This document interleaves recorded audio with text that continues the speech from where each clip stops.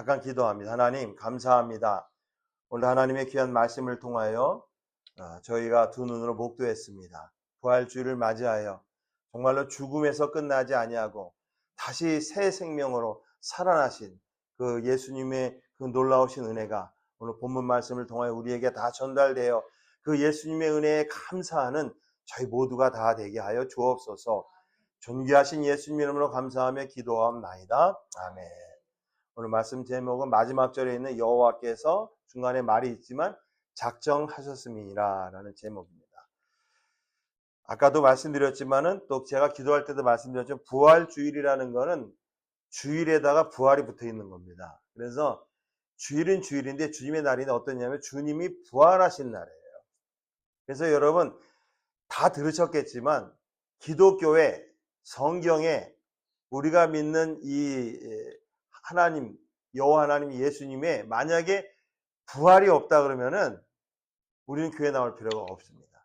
그냥 예수님께서 우리의 죄를 위해서 십자가에 달려 돌아가셨다. 우리 죄를 대속하였다. 거기서 끝났으면은 우리는 교회 나올 필요가 없어요. 근데 예수님은 3일 만에 부활하셨어요. 그래서 여러분 부활이라는 거는 다른 뜻이 아니고요. 죽음에서 다시 살아나신, 죽음이라는 건 생명이 없다는 뜻입니다. 근데 완전히 죽은 거에서 완전한 생명으로 옮겨가신 것을 얘기합니다. 사실은 우리가 매 주일마다 말씀을 보는 게 그 의미에서 보는 겁니다. 사실은 오늘 이 말씀도 사실 그래요. 우리가 지금 이제 사무엘하 11장부터 19장을 왔다 갔다 하면서 하기 때문에 조금은 좀 헷갈릴 수 있겠지만 이제는 다들 이제 어느 정도 내용을 파악하셨으라고 믿어요. 그렇죠? 네. 사무엘하 11장의 그 다윗의 범죄함으로 시작된 이 모든 내용입니다. 그게 11장부터 19장까지 다 연결돼 있어요. 그래서 제가 그 몇 장 순서에 상관없이 그 주제에 따라서 말씀을 전한다고 그랬잖아요. 근데 우리가 잘 아는 것처럼 사무엘하 15장의 상황이 다윗의 아들 압살롬이 반역을 일으켰습니다. 그래서 예루살렘에서 다윗이 피난길에 오르는 장면부터 시작이 됩니다. 우리 다 아는 내용이죠. 15장 4절에 다윗이 얘기합니다. 일어나 도망하자. 너무나 급했어요. 잘못하면 다 몰살당할 위기에 있었기 때문에. 이 상황에서 우리가 잘 아는 것처럼 다윗의 피난길에 동참했던 사람들이 있습니다. 이제 하나씩 볼 거예요. 볼 건데 우리가 한번 봤습니다. 언제 봤냐면은 다윗이 정말로 회개했느냐 안 했느냐 했을 때 그때 이걸 봤어요. 다윗의 피난길에 동참하려고 나온 사람들이 있었는데 눈에 띄는 사람들이 있었는데 한 사람은 제사장 사독 그리고 또 한 사람은 또 제사장 아비아달이 모든 레위인을 데리고 여호와의 법궤를 메고 예루살렘에서 나와서 다윗의 피난길에 동참을 했습니다. 여러분 이건 되게 중요한 겁니다. 15장 24절 우리가 다 알지만 다시 한번 읽어볼게요. 사독과 그와 함께한 모든 레위 사람이 하나님의 언약궤를 메어다가 내려놓고 아비아달도 올라와서 모든 백성이 성에서 나오길 기다리더니 이거는요 다윗에게 뭐 정치적인 걸 떠나서 그냥 백성들의 눈에 봤을 때 압살롬이 반역은 일으켰지만 하나님은 다윗과 함께 하시는구나 하는 사인이에요. 이게 사인이에요. 굉장히 중요한 겁니다. 다윗에게는 이게 어떻게 보면 표현이 좀 이상한데 천군만마를 얻은 거나 다름없어요. 군사가 10,000명, 20,000명 있는 것도 더 중요한 겁니다. 왜냐하면 하나님이 함께 하신다는 거예요. 제사장들이 2명이 다 나왔어요. 레위인들이 다 나왔어요. 그리고 여호와의 법궤까지 메고 나왔어요. 거기 저희가 그때 자세하게는 안 했지만 사실 이분들도 목숨을 건 거예요. 이게요. 여러분 이게 정치 권력이라는 건요. 피도 눈물도 없습니다. 어저께 정태훈 목사님이랑 오래간만에 같이 식사를 하시면서 뭐 여러 개 얘기하다가 그런 얘기가 갑자기 정태훈 목사님이 불쑥 하셨어요. 저한테.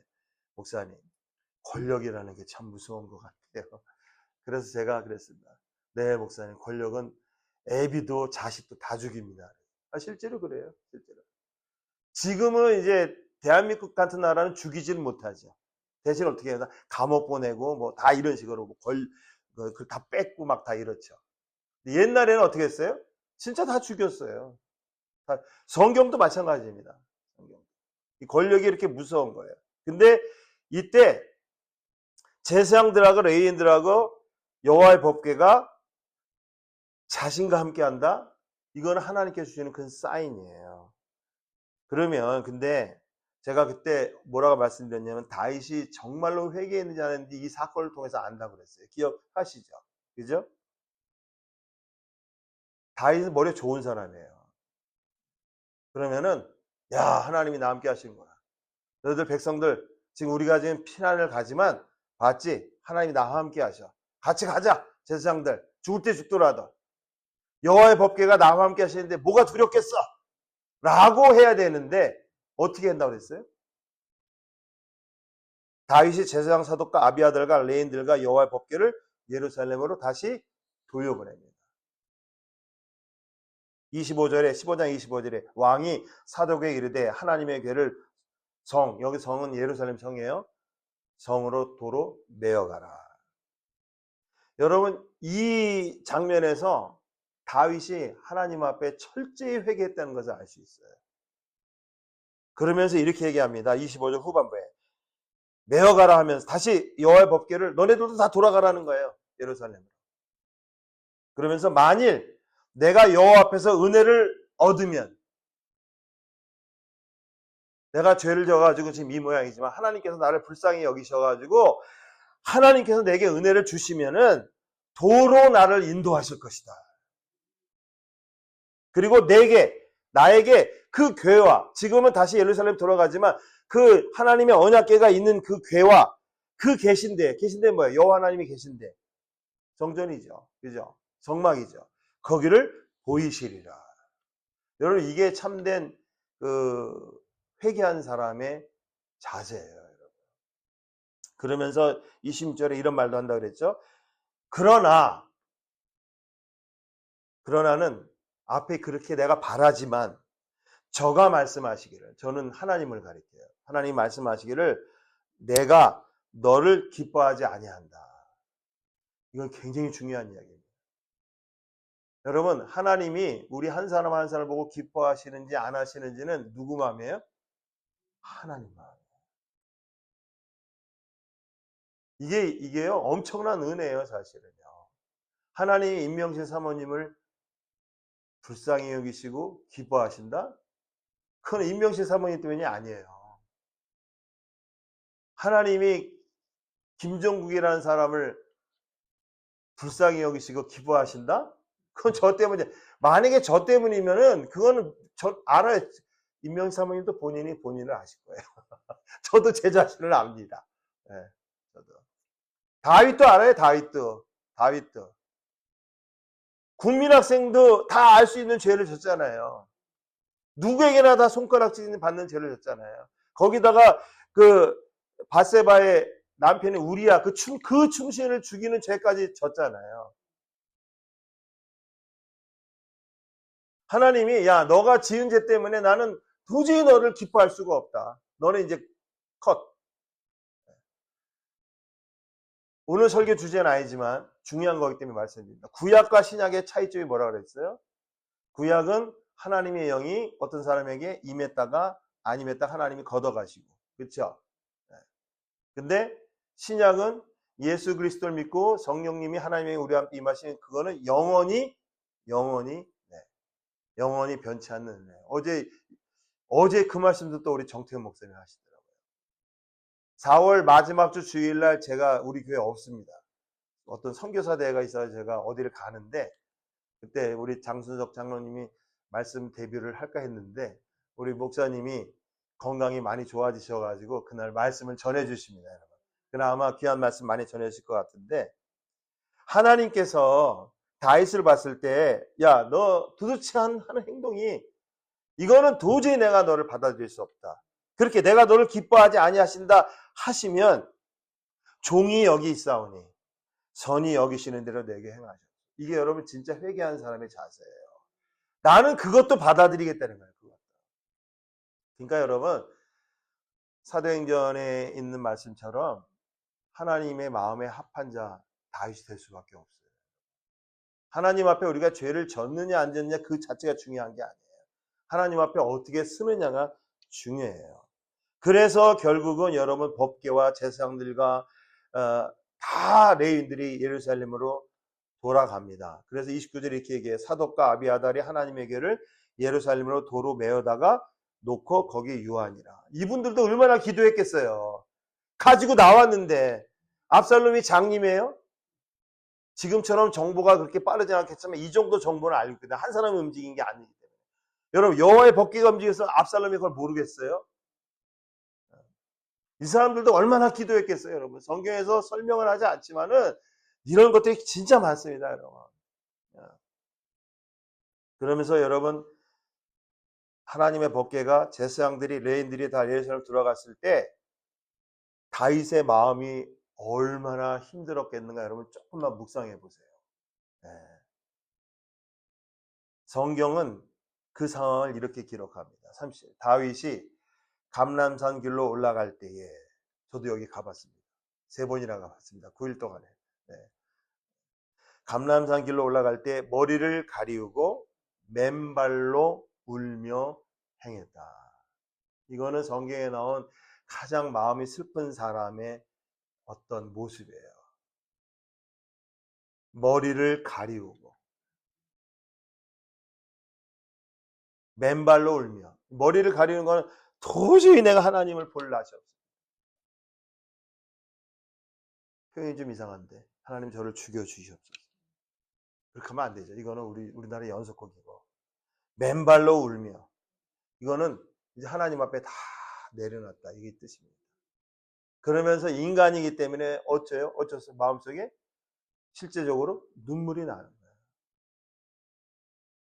다윗만 그러지 않았어요. 저와 함께 가는 백성들도 각각 그 머리를 가리우고 울며 올라가니. 이게 뭐냐면은 이거 다 설교할 수는 없지만은 다윗의 그 참 회개하는 그 마음, 백성들도 그 사실을 모르겠어요. 다 알죠. 바세바의 사건, 뭐 아들레미가 뭐 이렇게 한 반역일인 사건, 암논이 죽은 사건, 뭐 다말의 사건 다 알죠, 백성들도요. 근데 다윗이 하나님 앞에 쓰니까 똑같이 그 마음이 이렇게 전달된 거예요, 여러분. 이렇게 피난길을 떠납니다. 제가 이걸 왜 설명드리냐면은 이런 상황에서 상황이 이런 상황이에요. 그러니까 이거는 다윗은 지금 아주 처참한 겁니다, 지금. 여기다가 이제 잘못하면은 뭐밖에 안 남았어요? 압살롬이 군대 끌고 와가지고, 그죠? 이제 다 몰살하면 그냥 거기서 죽는 거죠. 끝나는 거죠. 권력은 아주 비정한 거기 때문에. 예. 이런 상황에서 다윗에게 처음으로 보고된 것이 사무엘하 15장 31절입니다. 제가 읽어보겠습니다. 혹이 어떤 사람이 다윗에게 고하되 1번으로 보고가 온 거예요. 압살롬과 함께 모반한 자들 가운데에 아히도벨이 있나이다. 이거예요. 그러니까 여러분 이 사건이 얼마나 중요한지 아셔야 돼요. 압살롬이 모반한 거, 반역한 거 이미 다 아는 거예요. 그러니까 피난길 떠나는 거잖아요. 아들레미가 이거 뭐 애비 죽이려고 자기가 왕자에 올라오려고 하니까. 그건 이미 알고 있는데 어떤 사람이 와가지고 왕이시여 압살롬과 같이 반역의 모반에 거의 가담한 사람 가운데 아히도벨이 딴 사람도 많겠죠. 아히도벨이 있나이다. 그래서 여러분 아히도벨이 되게 중요한 겁니다. 이 보고의 의미는요. 이미 내용을 다 아시니까 이 뜻입니다. 왕이시여 우리 이제 다 죽었습니다. 이 뜻이에요. 이게요. 왜냐하면요. 아히도벨 몇 번 오늘 이제 정식으로 하는데 이 사람이 그냥 사람이 아니에요. 다윗과 거의 평생을 같이 한 뛰어난 모략가예요. 지략가예요. 카운셀러예요. 다윗의 정치적인 거, 군사적인 거, 행동적인 거, 습관적인 거 다 아는 사람이에요. 그걸 알아야 카운셀링을 하죠. 예. 제가 만약에 무슨 어떤 예를 들면 트럼프 대통령이 가서 카운셀링을 한다 그러면 트럼프 대통령이 좀 알아야 뭘 카운셀링을 하지 전혀 모르는 데 가서 어떻게 카운셀링을 합니까? 그 말도 안 되는 소리죠. 최소한 10년, 20년은 같이 뭘 지내고 그랬어야지 카운셀링을 하는 거죠. 그래서 꾸짖기도 하고 카운셀링도 하고 그러는 거죠. 근데 이 사람은요, 다윗의 모든 것을 거의 다 알고 있는 사람이에요. 그리고 우리는 비밀까지 다 알고 있어요. 이 사람이 누구예요? 바세바의 친할아버지예요. 그러니까 이건 뭐 얘기 끝난 거죠. 네? 손녀딸의 남편을 한국말로 뭐라 그러는지 모르겠지만 손녀딸의 남편, 우리아는 손녀딸의 남편이에요.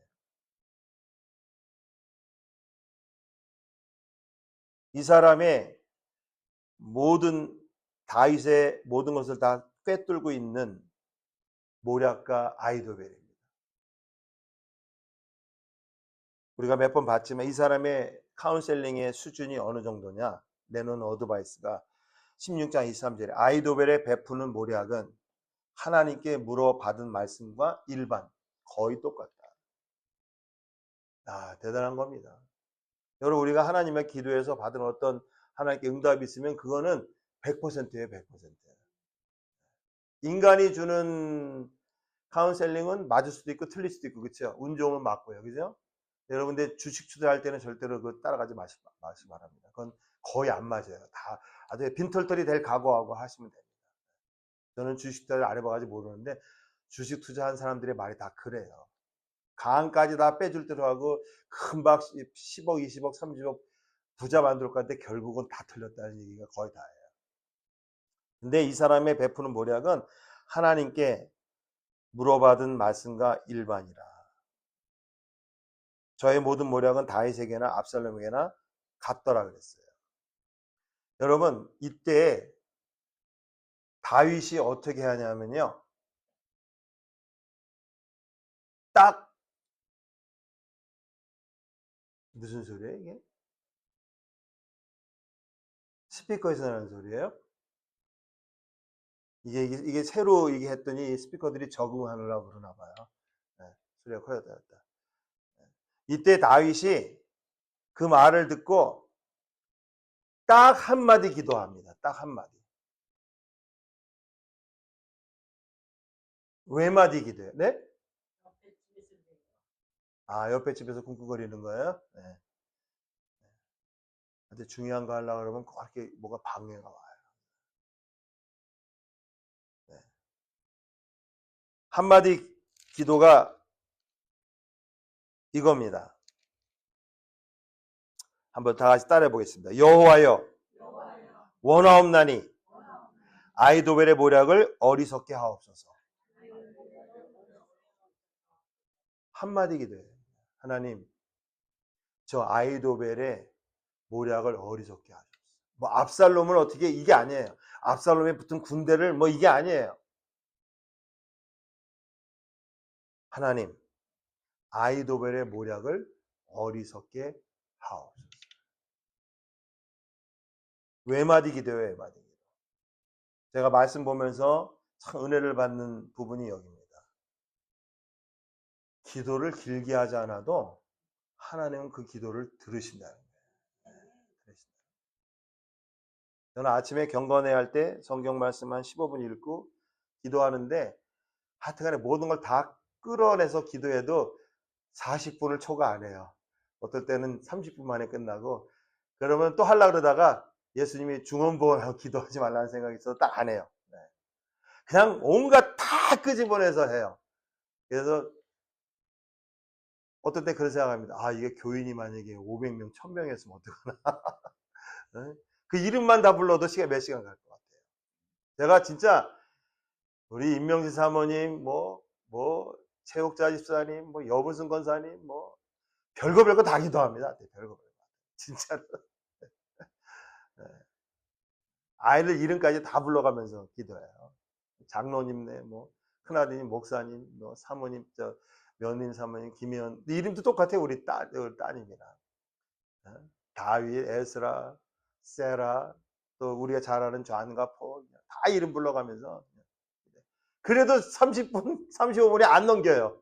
어떻게 더 하고 싶은데, 저는 기도할 때 습관이 이렇게 좀 너무 이렇게 광범위한 기도는 잘 안 해요. 그게 무슨 말이냐면은, 너무 어떤 분은 기도할 때 너무 이렇게 자기랑 별로 관계없는 너무 막 온 세계 인류의 평화 막 이런 거, 그게 그 나쁜 건 아닙니다. 근데 요즘은 제가 그래서 기도를 하면서 40분 정도 기도할 때 보니까 꼭 뭐라냐면 꼭 이란을 위해서 기도하고 우리나라를 위해서 기도하고 우리 민족을 위해서 기도하고 있더라고요. 그러면 40분이 넘어가더라고요. 그래도 40분밖에 안 돼요. 제가 무슨 말씀 드리냐면요. 하나님 우리가 기도를 길게 하든 안 하든 그게 전혀 문제가 아니에요. 하나님은 정말 하나님 앞에 참 회개하고 하나님 앞에 아까 다 설명했잖아요. 그렇죠? 바로 하나님이 그렇게 안 하실지라도 나는 하나님이 선의하시는 걸 다 받아들이겠습니다.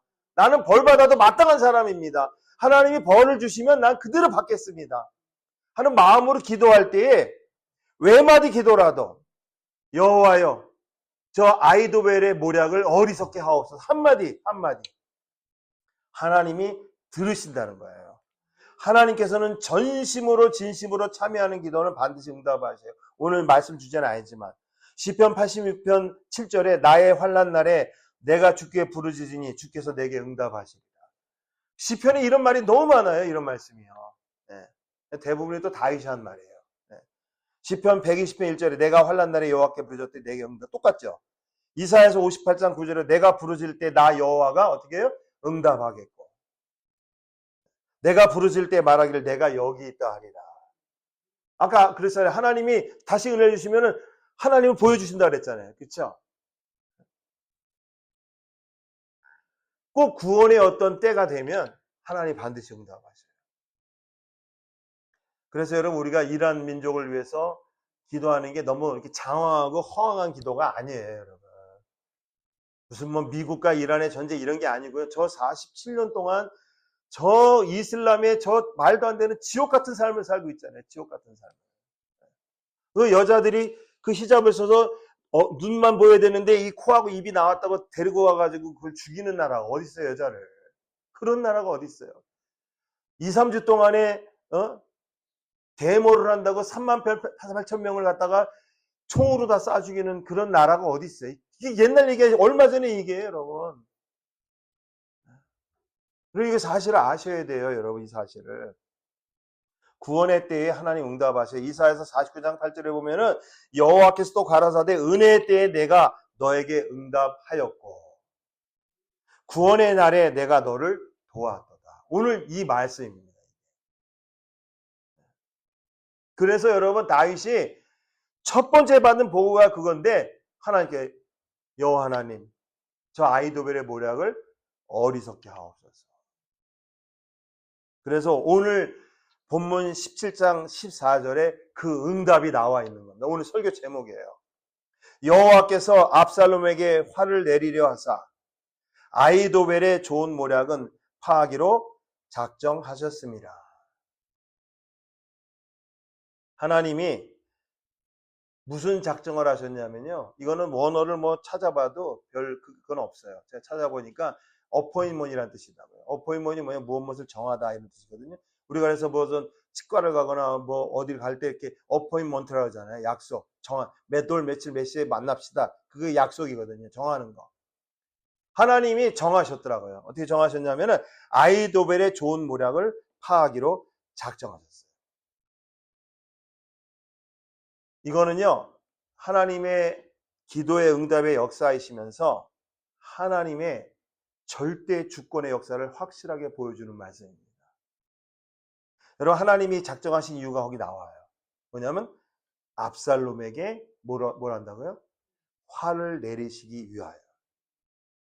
여러분, 하나님께 화를 당한 자는 살 길이 있어요, 없어요? 없어요. 없어요. 이 하나님의 화 가운데 이 땅에서 우리가 느끼지 못하지만 이 땅에서 고통 가운데 살죠. 영원한 지옥으로 가면 그게 뭐예요? 하나님의 영원한 진노의 화예요. 제가 이번 주간에 뭐 미국 목사님들 설교를 아주 보수주의적이고 성경주의 목사님들 설교를 이렇게 좀 많이 봤는데 어떤 목사님이 그렇게 하시더라고요. 어떤 목사님이 대학교에 가서 예수님의 부활에 대해서 설교를 했대요. 그러면서 예수님이 십자가 달려 돌아가실 때에 예수님이 그런 기도를 했거든요. 이 잔을 지나갈 수 있게 하면 지나게 해달라고. 근데 어떤 학생이 설교 중간에 손을 들고 질문을 했대요. 목사님, 예수님이 이 잔을 지나가게 하는데 그 잔에 뭐가 담겨 있습니까? 그 질문을 하더래요. 여러분, 그 예수님이 이 잔을 내게 지나가게 하옵소서, 그 잔에 뭐가 담겨 있을 것 같아요?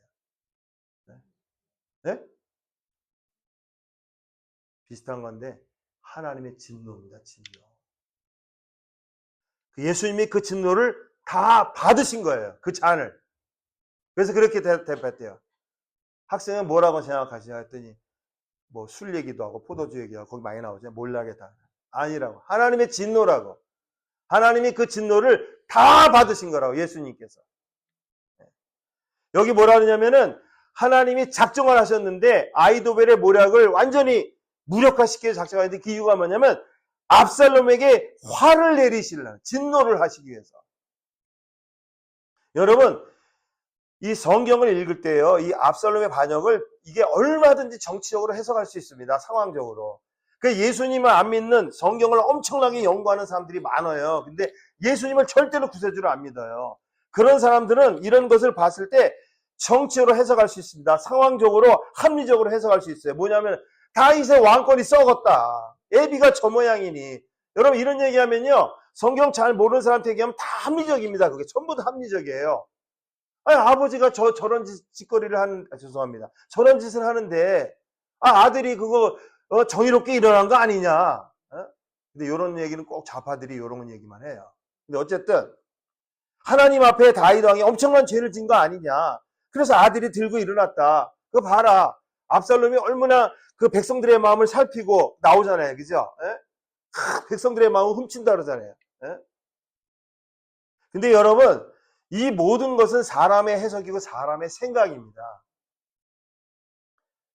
그게 맞다 할지라도요, 만약에 하나님께서 다윗을 의롭다고 하시고 압살롬에게 화를 내리신다고 하는 거는요, 그거는 하나님 보시기에 압살롬이 악인이란 뜻이에요.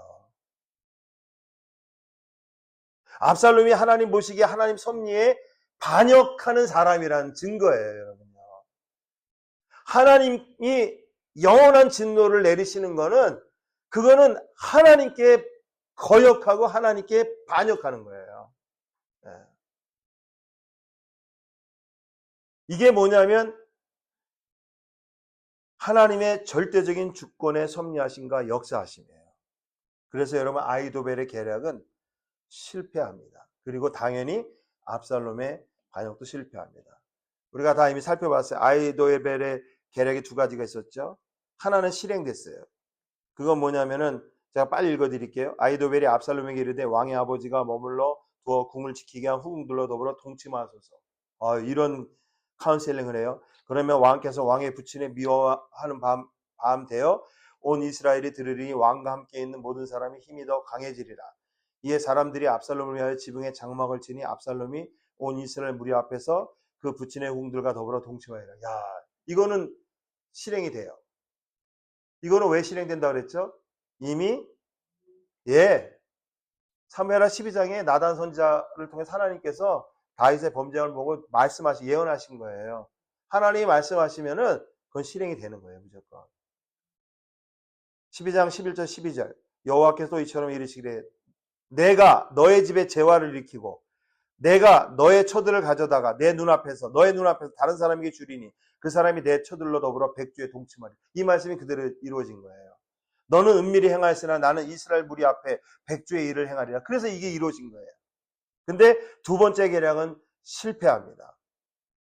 두 번째 계략은 우리도 다 알아요. 오늘 보면 1절에 3절에 나오는데요. 아주 간단합니다. 압살롬에게 특공대 12,000명을 나한테 줘라. 그러면 내가 빨리 쫓아가서 다윗을 쫓아가서 저들이 지치고 힘들고 있을 때 기습을 해가지고 다른 사람들은 그대로 다 살려놓고 다윗만 죽여서 다윗의 목을 가지고 오겠다. 그러면서 이렇게 얘기합니다. 내가 다윗 왕만 쳐 죽이고 모든 백성에게로 왕께로 돌아오리니 무리에 돌아오기는 왕에 찾는 이 사람에게 달렸어. 이기면 다윗의 목만 가져오면 다 끝난다는 거예요. 그래야만 모든 백성이 평안하리이다. 이 모략은요, 압살롬에게는 정말로 아주 엑설런트한 카운셀링이었어요. 이대로 했으면 이게 아마 성공할 수도 있었어요. 근데 이 계략이 실패한 이유는 아까 우리가 읽은 대로 하나님이 어떻게 해요? 그 아히도벨의 모략을 어떻게 해요? 실패하게 만드시기로 작정하셨기 때문에. 그래서 안 되는 겁니다. 여러분, 사람이 아무리 좋은 지략가, 계략가, 모략가, 아이디어를 다 짜내도요, 하나님의 뜻에 어긋나면 하나님께서 그걸 다 파하셔요. 저는 목회하면서 굉장히 많이 봤습니다. 진짜로. 굉장히 많았어요. 이게 교회 안에서도 이게 좋다, 뭐 이렇게 했다, 저렇게 한다는데 결국 안 돼요. 안 돼요. 끝에 이게 모든 게 좀 시간이 지나야 돼요. 그 자리에서는 안 돼요. 그 자리에서는. 다 시간이 지나야 돼요. 시간이 지나다 보면 그게 어떻게 되냐면 꼭 말없이 기도하는 사람의 그 기도대로만 돼요. 그게요. 진짜 꼭 그렇게 돼요. 진짜로요. 교회 앞에 나와서 합리적으로, 상황적으로, 이론적으로 합리성 있게 다 무슨 명분적으로 거의 안 돼요. 거의 안 돼. 근데 말은 안 하는데 조용히 기도하는 그 사람의 기도대로 하나님 그 기도를 그렇게 하시더라고요. 또 하나는요. 이 모략이 실패한 이유는 압살롬의 교만함 때문이에요. 여러분, 이 아이도벨의 모략이 나왔는데 하나님께서 이 모략을 깨시게 해서 후세라는 사람을 다윗의 친구거든요. 이 사람은 모략가는 아닌데 다윗의 친구예요. 평생 친구인데 다시 압살롬에게 보내줍니다. 그래서 이 후세가 압살롬에게 돌아가서 모략을 냅니다. 근데 그 모략의 내용이 이거예요. 우리가 다 읽었는데 간단히 말은 이겁니다. 후세라는 사람은 어떤 모략을 내냐면 그렇게 하면 안 되고요. 압살롬 왕이시여. 일단 담에서 부하는 우리나라만 저 제주도에서 저 어디야 함경북도 끝에까지예요. 남에서 북까지 모든 단에서 부하여서 백성들을 바닷가에 모래알 같이 왕에게 다 모으십시오. 그리고 거기서 군사들 있고 친히 전장에 나가십시오. 이 말을 하는 거예요. 후세의 모략을. 여러분 가만히 생각해 보세요. 어느 게 더 이게 폼이 나요? 압살롬 입장에 후세의 말이 더 폼이 나는 거예요. 그리고 만약에 아이도벨 말대로 했다가는 누가 영웅이 돼요? 아이도벨의 영웅이 되는 거예요. 왜? 아이도벨이 특공대 많이 친명 데려가가지고 다윗의 목을 따오는 거니까. 근데 이거는 백성들을 다 모아서 전 이스라엘의 왕으로 전쟁터에 나가서 친히 전장에 나가십시오. 그러니까 압살롬이 교만한 사람들은 이런 말에 다 혹해요, 전부 다. 저 생각해보니까 진짜 좋은 말 같은데? 그러면서 이렇게 얘기합니다. 한 사람도 남겨두면 안 됩니다. 정반대 얘기를 하는 거예요. 아까 아이도벨은 뭐라 그랬어요? 다른 사람은 그대로 놔두고 다윗의 목만 친다 그랬잖아요. 근데 이 사람은 이렇게 합니다. 저와 그 함께하는 모든 사람도 하나도 남겨주지 않아야 됩니다. 그래서 다 끌고 나와서 다윗하고 쫓아간 모든 사람을 다 죽여야 됩니다. 이것도 가만히 생각해보니까 맞아요. 화근을 없애는 것 같고요. 어차피 반역을 했는데 아예 확실하게 다 제거하는 게 낫죠. 그 뒤에 약간 이해할 수 없는 말이 있는데 만약에 다윗이 어떤 성에 들어가면은 이스라엘에서 줄을 가져다가 그 성을 강으로 끌어들여 가지고 작은 돌 하나도 보이지 않게 이게 무슨 말이냐면 앞에 말의 강조예요. 네. 그냥 한 명도 살려두면 안 됩니다. 완전히 다 몰살시키는 게 맞습니다. 근데 여러분 모든 상황을 따져봤을 때 아이도벨의 모략이 후세의 모략보다 100% 좋은 모략입니다. 그건 성경도 말해요. 왜냐하면 아까 이 말씀이 뭐라고 돼 있어요. 17장 그 14절에 이렇게 돼 있습니다. 아이도벨의 좋은 모략을 파하기 위하여 작정했어요. 하나님도 인정하셨어요. 아이도벨의 모략이 아니고 아이도벨의 좋은 모략이에요. 근데 압살롬이 후세의 모략을 택합니다. 왜요? 교만함 때문에 그래요. 압살롬이 교만하다는 거는 우리가 다 알고 있습니다. 근데 아주 결정적인 게 하나 있는데 18장 18절에 압살롬이 자기 기념비를 미리 세우는 장면이 있어요. 제가 한번 읽어봐 드릴게요. 압살롬이 살아있을 때에 자기를 위하여 한 비석을 가져다가 세웠으니 이는 저가 자기 이름을 전할 아들이 없음을 한탄합니다. 그러므로 자기 이름으로 그 비석을 이름하였으며 그 비석이 왕의 골짜기에 있고 이제까지 압살롬의 기념비라 일컬었더라. 겨우 그만한 사람들은 이래요. 항상. 근데 여러분 압살롬의 교만함과 하나님의 절대 주권 역사하심을 통해서 하나님이 작정하시면 구원의 역사가 일어납니다. 오늘 부활주일인데요. 다윗은 이건 거의 죽은 목숨이에요. 다윗과 같이 있는 백성들도 다 마찬가지입니다. 신하들도. 죽음에서 생명으로 100% 절망할 수밖에 없는 그 상황이에요. 근데 100% 절망에서 100% 소망이에요. 100% 절망은 어디서 생깁니까? 이게 끝이다. 죽음이다 그러면 그 절망되는 거예요. 근데 100% 절망에서 100% 소망으로 가는 길이 어디냐면요. 그게 오로지 예수 그리스도예요. 여러분, 많은 사람들이 자살하는 이유가 단 한 가지입니다. 그 상황이 어려서가 아니에요. 자살하는 사람들의 마지막 결론이 이거예요. 더 이상 아무런 방법이 없구나. 이 100%의 이 비극과 절망과 좌절 속에서 벗어날 길은 없구나. 자기 생각에. 그래서 이거는 그냥 이런 세상을 살 필요가 없다. 그래서 자살하는 거예요. 그래서 자살하는 사람은 천국에 못 가는 겁니다. 왜? 100%의 절망, 100% 소망으로 바꾼 분이 계셔야 안 계셔요? 계셔요. 죽음에서 생명으로 옮기신 분이 계셔야 안 계셔요? 계셔요. 부활하신 예수님.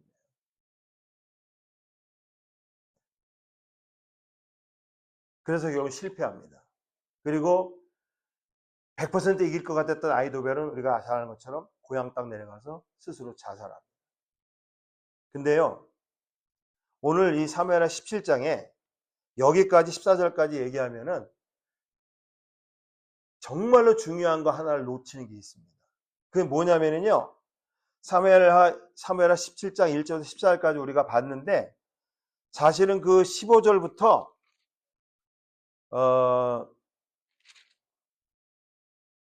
20절까지 어떤 이상한 이야기가 거기 하나 들어가 있어요. 그 내용은요, 뭐냐면 제가 여러분께 간단히 설명해 드리겠습니다. 제사장 사독과 아비아달이 예루살렘 돌아갔잖아요. 그런데 이 제사장 사독하고 아비아달은 공적인 사람이기 때문에 움직임이 다 눈에 보여요. 그래서 지금 예루살렘의 상황이 어떤 상황으로 돌아가는지 잘 알기 위해서 제사장 사독의 아들 한 명이랑 제사장 아비아달의 아들 한 명이 메신저 역할을 하는 장면이 나옵니다. 그 사람들의 이름이 뭐냐면요, 아히마아스하고 요나단이에요. 요나단 이름도 많죠. 그죠? 아마 다윗이라는 이름도 많았을 것 같아요. 다윗 외에도. 아히마아스라는 아들하고 요나단이라는 이 두 아들이 메신저 역할을 합니다. 근데 그 이야기가 거기 쑥 껴져 있어요. 근데 한번 15절에 20절이니까 우리 사모님 한번 읽어봐 주세요. 김상희 사모님. 한번 잘 들어보세요, 여러분. 어떤 내용인지.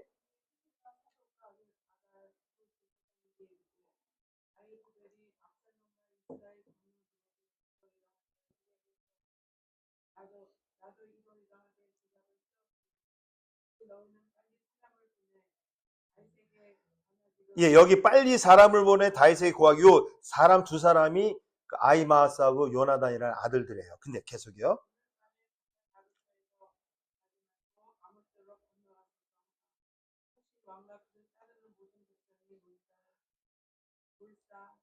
네, 전부 죽을 수가 있는 거예요. 지금 이 상황이 몰살당할 수 있는 거예요. 계속요. 17절부터 잘 보세요, 여러분. 17절부터.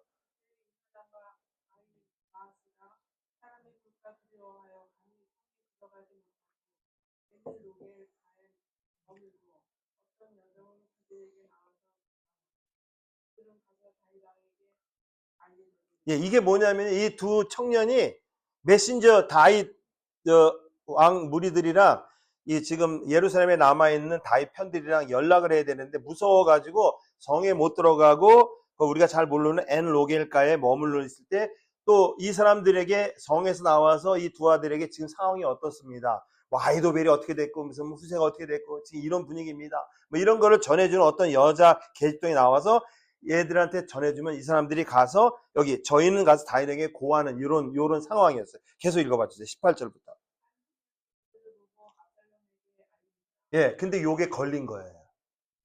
예, 항상 눈이 많죠. 눈이, 그죠? 눈이 엄청 많죠.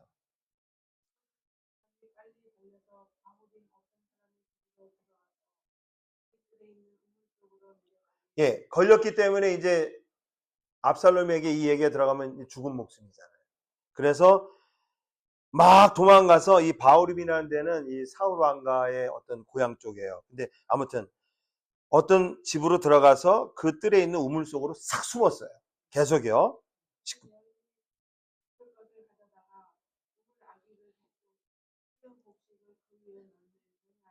예. 근데 그 집에 어떤 여자가 주인이었나 봐요. 그래서 덮을 거를 가져다가 우물하고는 싹 덮고 거기다가 또 참 대단한 여인이에요. 그죠? 뚜껑 위에다가 곡식 막 이렇게 빡 부순 거 있죠. 그걸 싹 펼쳐놓은 거예요. 그러니까 이 두 사람을 잡으러 왔던 사람들이 봐도 눈치를 못 챈 거죠. 계속 읽어보세요.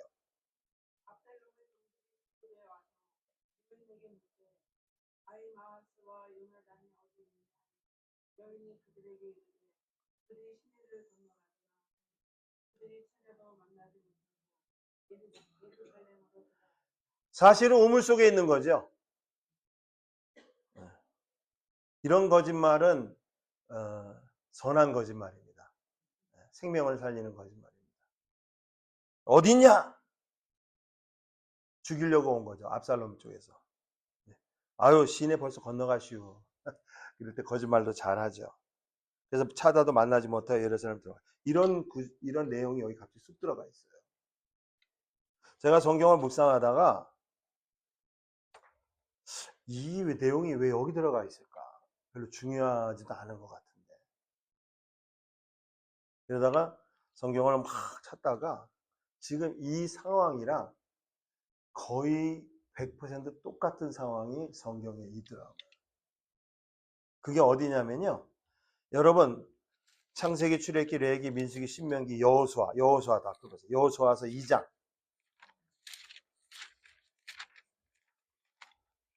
여호수아서 2장에 있더라고요. 여러분 여호수아서 2장은요. 지금 시간이 많이 지나갔기 때문에 우리가 다 아는 내용이에요. 가나안 땅에 들어가서 여호수아가 2명의 정탐꾼을 가나안 땅에 보냅니다. 그래서 기생 라합의 집에 갑니다. 그래서 이 정탐꾼이 왔다는 소리를 듣고 이 가나안 땅에서 이 2명의 정탐꾼을 잡아 죽이려고 막 눈에 불을 켜고 찾습니다. 제가 그래서 이제 어제하고 그제 이 말씀이 겹쳐가지고 뉴스를 아주 그냥 계속 기도를 많이 했어요. 그 이란 땅에 떨어진 그 공군 대령 그 조종사 그분 꼭 좀 구조하게 해달라고. 그냥 이란에서도 그냥 그 수만 명을 풀어가지고 그거 대령 하나 미군 대령 하나 잡으면 얼마나 이 세계에 보여주는 거예요. 이거 봐라, 저 미국이 우리나라 쳐들어와서 이렇게 망신당하고 우리가 생포했다. 얼마나 또 그냥 선전에 사용해 먹을 거예요. 그래서 제가 그분 이름도 모르고 전혀 알지도 못하는 분이지만 간절히 기도했어요. 하나님 제발 좀 저분 좀 하나님 구조하게 돼. 근데 구조가 됐습니다. 구조가 됐어요. 그런 거 보면 미국은 참 대단한 나라인 것 같아요. 그 수십 대 비행기를 띄워가지고 와, 대한민국에서 그러면 진짜 대한민국이 진짜 그렇게 군인을 구해낼까요? 오래간만에 제가 US 시리즈인 거를 참 아주 프라우드하게 느낀 날이었었어요. 아주 얼마나 감사한지 몰라요. 이때도 이 정창꾼들이 숨었어요. 근데 어떻게 숨었냐면 잘 아는 것처럼 기생 라합이 숨겨줬어요. 예. 기생 라합이 숨겨졌습니다. 거기 12장 6절에 보면 실상은 저가 그들을 데리고 지붕에 올라가서 지붕에 벌려놓은 삼나무 속에 숨겼더라. 여기는 우물 속에 숨겼지만 여기 삼나무 속에 나뭇가지에 숨은 거예요. 그래서 이 두 명의 정탐꾼이 살아납니다. 잘 아는 대로. 그럴 때 이제 라합이 이 두 명의 정탐꾼에게 하는 내용 우리가 다 알잖아요. 그러면서 이런 얘기를 합니다. 여호와 하나님으로 우리에게 맹세를 하나 해달라. 그게 뭐냐면 나와 나에게 속한 모든 가족을 다 살려달라는 거예요. 제가 읽어봅니다. 13절. 그리하면 나의 아버지와 나의 어머니, 나의 남녀 형제들과 무릇 그들에게 있는 모든 자가 살게 되어 우리들의 생명이 죽는 데서 건져냄을 받겠나요. 여기서도 어떻게 해요? 죽음에서 생명으로 건져냅니다. 그러니까 이 두 명이 그렇게 얘기합니다. 잘 들어보세요. 내가 우리의 이의를 누설치 아니하면 우리의 생명으로 너희를 대신이라도 할 것이요 여호와께서 우리에게 이 땅을 주실 때 우리가 인자하게 진실하게 너를 대우하리라. 개역 성경에 이렇게 돼 있어요. 근데 조그만 차이인데 잘 들어보세요. 전 성경은 어떻게 되냐면 여호와께서 이 땅을 주실 때 우리가 인자와 진실로 너를 대하리라. 요한복음 1장 14절에 은혜와 진리가 이 단어입니다. 말씀이 육신되 우리 가운데 거하셔서 그 한 분 누구예요? 예수님이에요. 우리가 다시 올 때 예수님의 은혜로 너희를 대한다는 거예요. 예수님이 너에게 구원을 주신다는 거예요. 그러면서 여기 또 사흘, 또 3일 얘기가 나오는데 시간이 많이 가니까 이렇게 얘기합니다. 18절에. 제가 개역성으로 읽어보는데 보라, 우리가 이 땅에 들어올 때 우리를 달아 내려온 창에 이 붉은 줄을 메고 내 아버지와 내 어머니와 내 형제들과 내 아버지의 온 가족을 다 내 집에 모으라. 두 가지입니다. 하나는 우리를 달아 내려온 이 줄이 붉은 줄이었었나 봐요. 그 붉은 줄을 너희 집에다가 매달으라는 거예요. 그리고 너희 가족을 그 안에 다 넣고 그리고 그 안에서 절대로 꼼짝하지 말고 있으라는 거예요. 그러면서 얘기합니다. 누구든지 내 집문을 나가서 밖으로 가면 그 피가 그의 머리로 돌아갈 것이요. 우리에게는 허물이 없으리라. 그러나 누구든지 너와 함께 집에 있는 자에게는 누가 손을 대면 그 피는 우리의 머리로 돌아갈 것이요. 그 붉은 줄을 맨 그 집안에 있는 사람은 다 우리 책임으로 다 죽음에서 생명으로 건짐을 받는다는 겁니다. 그러면서 내가 만일 우리의 일을 누설하면 내가 우리로 서약한 맹세에 대하여 우리에게 허물이 없으라면서 이 얘기 들었을 때 여러분 라합이 이렇게 하면 라합이 대답하되 당신들의 말대로 할 것이라고 그들을 보내어 가로되 그 즉시 붉은 줄을 그 창문에 내니라. 여러분 이 사건이요 지금 아까 그 사건하고 거의 똑같아요. 여기에 붉은 줄은 누굴 가리킵니까? 예수님의 십자가를 가리켜요. 실제로 이 라합과 기생 라합에 속한 모든 사람들이 죽음에서 구원을 받았습니까? 안 받았습니까? 받았어요. 아까 사무엘하 17장에 그게 아무 내용이 아닌 것 같지만 그 두 명의 이야기가 정말로 중요한 거예요. 하나님이 보호하신 거예요. 하나님. 그래서 그들이 가서 중간 역할을 하고 보고를 함을 말미암아 결국은 우리가 다 아는 대로 아히도벨의 계략도 실패했고요. 압살롬의 반역도 실패했고요. 그리고 다윗과 한 모든 사람들이 죽음의 처지에서 어디로 간 거예요? 전부 다 생명의 상태로 옮겨진 것입니다. 결국 예수님의 은혜예요, 여러분. 다윗이 죽음과 삶이 오가는 피난길에서 하나님의 구원의 역사가 있었던 것도 결론은 예수님의 은혜입니다. 기도하겠습니다. 하나님 감사하고 감사합니다. 우리의 삶에 우리가 알든지 못든지 인식하든지 인식을 하지 못하든지 예수님이 늘 나와 함께 하셨습니다.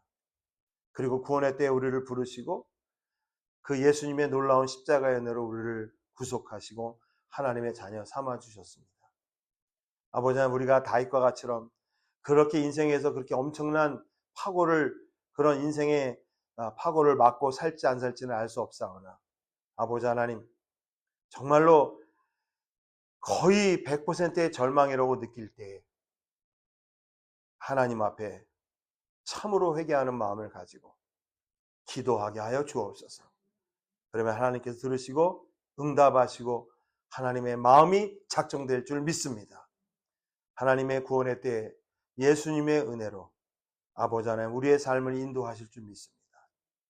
아버지 하나님 정말 우리의 삶 가운데 늘 함께 하시는 그 예수님의 은혜를 생각하며 감사하는 그래서 죽음에서 생명의 자리로 우리의 모든 인생길이 옮겨간 것을 감사하며 이 부활주일에 부활하신 예수 그리스도께 더욱더 감사함으로 나가는 저희들이 다 되게 하여 주옵소서. 존귀하신 예수님의 이름으로 감사하며 기도하옵나이다. 아멘.